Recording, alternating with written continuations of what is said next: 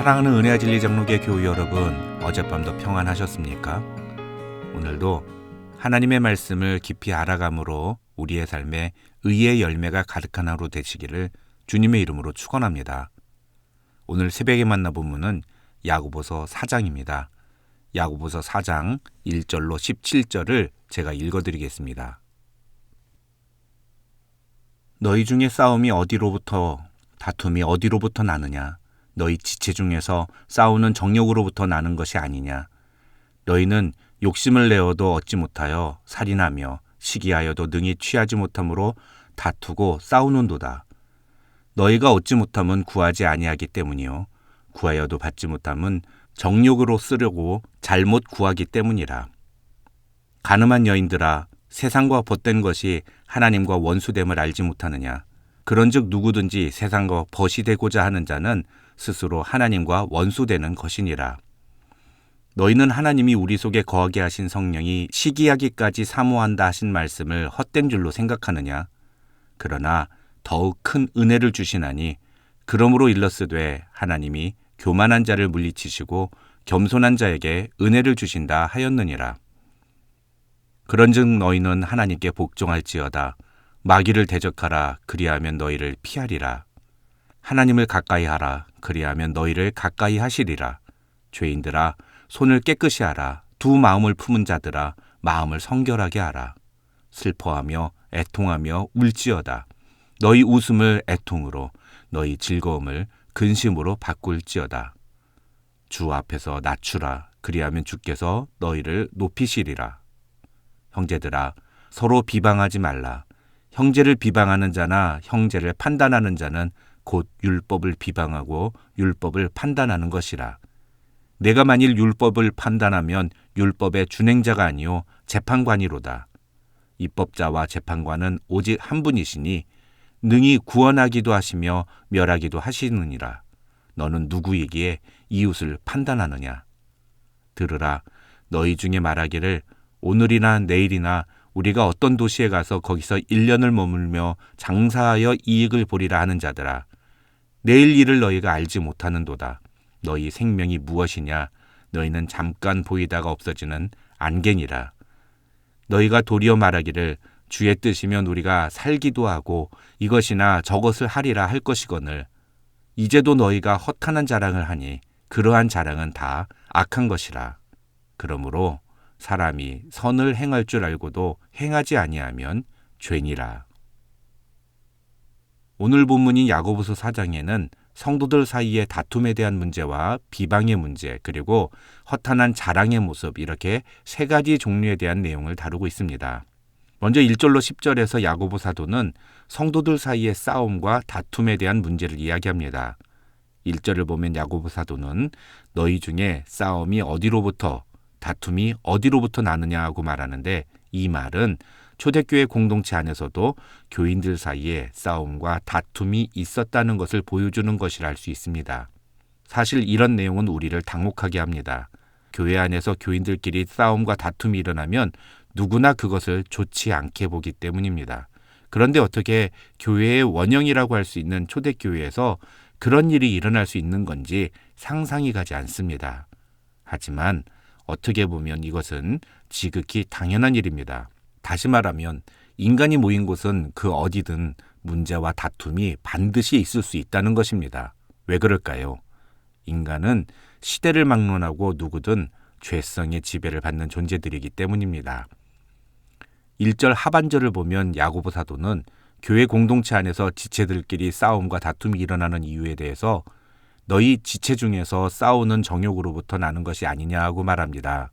쉽게 말하면 교회 안에서 너희가 싸우는 이유가 다 너희 자신의 만족을 위해서 각자가 자기 마음대로 하려고 하다 보니까 싸우는 거 아니냐, 이런 말을 하는 겁니다. 그러면서 2절에서 야고보 사도는 그런 다툼의 동기로 욕심과 시기의 마음을 언급합니다. 2절에서 야고보 사도는 너희는 욕심을 내어도 얻지 못하여 살인하며 시기하여도 능히 취하지 못함으로 다투고 싸우는도다 라고 말하는데, 이 말은 자신의 목적을 이루기 위해서 수단과 방법을 가리지 않고 행동한다는 뜻입니다. 그런데 그러다가 자신이 원하는 대로 되지 않으니까 결국은 다투고 싸우게 된다는 겁니다. 그래서 2절 하반절과 3절에서 야고보 사도는 차라리 자기가 원하는 것을 얻기 원한다면 하나님께 기도를 해야 한다고 이야기합니다. 그런데 어떤 경우는 기도를 해도 얻지 못할 수 있다는 것을 덧붙입니다. 왜 기도 응답이 되지 않느냐? 그것은 너희가 정욕으로 쓰려고, 다시 말하면 자기 만족을 위해 구하기 때문이라고 야고보 사도는 이야기합니다. 그런데 4절을 보면 야고보 사도는 갑자기 가늠한 여인들아 라면서 대화의 대상을 바꿔버립니다. 사실 이것은 진짜로 가늠한 여자들을 부르는 것이 아니라 신앙생활을 하면서 하나님과의 바른 관계를 중요하게 여기기보다는 세상적인 정욕을 더 우선적으로 추구하는 교인들을 지칭하는 표현입니다. 그리고 이것은 자기 자신의 욕심과 만족을 채우기 위해 교회 안에서 싸우고 다투는 일을 하는 사람들을 가리키는 말입니다. 중요한 것은 그렇게 신앙생활을 하면서도 세상적인 만족과 욕망을 채우는 것에 더 급급한, 4절에서 말하는 그대로 표현하면 세상과 벗된 것을 야고보 사도는 하나님과 원수가 되는 것이라고 표현하고 있다는 것입니다. 그만큼 그런 태도는 심각한 문제라는 것입니다. 우리가 하나님이 아닌 다른 것을 더 사랑하고, 그래서 그것 때문에 교회 안에서 다른 지체들과 싸우고 다투는 모습을 보이는 것은 곧 하나님과 원수가 되는 행위와 똑같다는 것입니다. 5절에서 야고보 사도는 하나님이 우리 속에 거하게 하신 성령님은 우리를 너무 사랑하셔서 우리가 그렇게 세상과 벗되려는 것을 질투하신다고 말합니다. 그리고 그런 하나님의 마음을 절대로 가볍게 여기지 말라고 경고합니다. 그러면서 6절로 10절에서 야고보 사도는 그렇게 자신의 욕망과 자기 만족을 위해 다른 지체들과 싸우고 다투는 것 대신에 그리스도인들이 보여주어야 할 바른 태도가 무엇인지를 이야기합니다. 첫째는 겸손한 태도입니다. 6절에서 야고보 사도는 하나님이 교만한 자를 물리치시고 겸손한 자에게 은혜를 주신다 하였느니라고 말합니다. 이 말씀은 잠언 3장 34절을 인용한 것입니다. 여기서 교만한 자는 우리가 아는 그런 교만의 의미도 포함하지만 본문의 맥락에서는 우리를 향한 하나님의 마음을 무시하고 거부하며 자기 욕망을 따라 싸움과 다툼을 일삼는 그런 사람을 의미한다고 학자들은 설명합니다.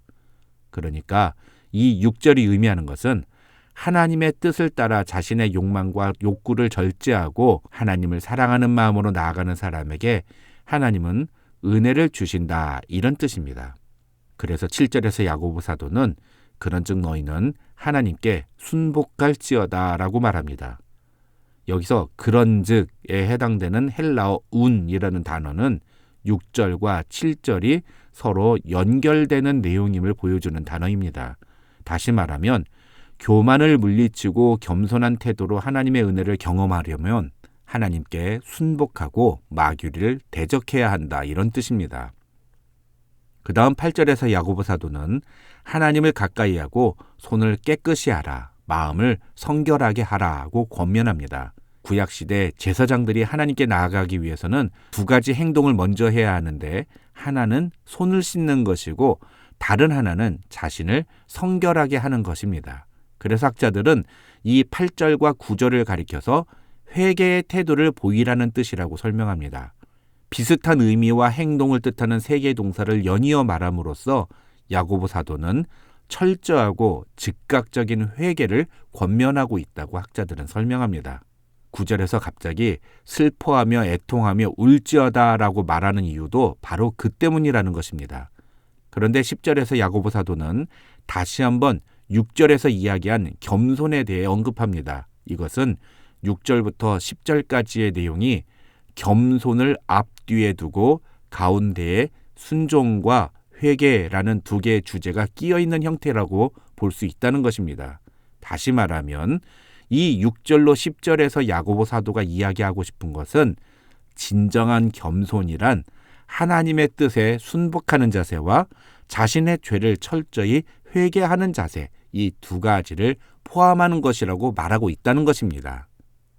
그 다음 11절과 12절에서 야고보 사도는 지체들 사이에 서로 비방하거나 판단하는 말을 하지 말 것에 대해 권면합니다. 그러면서 형제를 비방하고 판단하는 것이 왜 잘못된 것인지를 두 가지 이유로 설명하는데, 첫째는 그런 행동은 율법을 비방하고 판단하는 것과 같아서 자신이 마치 재판관인 것처럼 행동하는 것이라고 말하고, 둘째는 그렇게 형제를 비방하고 판단하는 것은 결국 자신을 하나님과 같은 존재로 여기는 것이라고 지적하고 있습니다. 11절에서 야고보 사도는 우리에게 너희는 재판관이 아니라 율법을 지켜야 하는 사람들이라고 말합니다. 다른 사람들에 대해서는 높은 기준과 엄격한 잣대를 들이미는 사람들이 정작 자기 자신에 대해서는 한없이 관대한 경우를 볼 수 있습니다. 그러나 바른 믿음을 가진 사람은 그와 정반대의 모습을 보여주어야 한다는 것입니다.